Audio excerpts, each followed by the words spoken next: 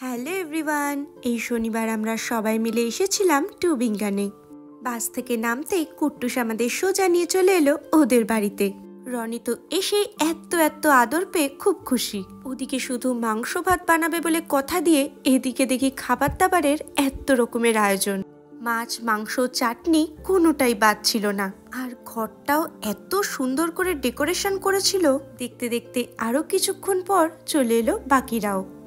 দুপুরের খাওয়া দাওয়া গল্প আড্ডার পর দেবপ্রিয়াদি নিজে হাতে শেখালো কিভাবে ক্রিম দিয়ে সাজাতে হয়।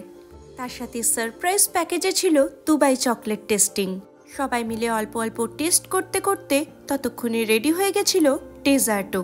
আর রনি আর কিয়া তো চকলেট পেয়ে ভীষণ খুশি। সব রকম খাওয়া দাওয়া শেষে ফটো সেশনের পর আমরা চলে এসেছিলাম টুবিঙ্গানের স্পেশাল চকলেট মার্কেট দেখতে। রাতের শহরে আলো দিয়ে মোড়া ক্রিসমাস ট্রি আর চকলেট মার্কেটে ছিল নানান ধরনের চকলেটের সম্ভার।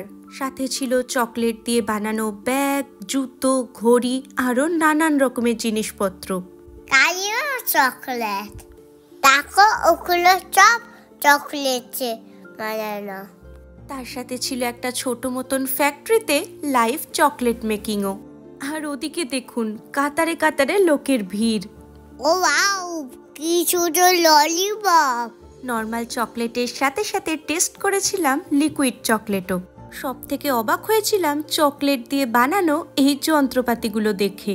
চকলেট মার্কেটের পুরো ভ্লগ নিয়ে দেখা হচ্ছে খুব তাড়াতাড়ি। পাড়ায় থেকেও কিন্তু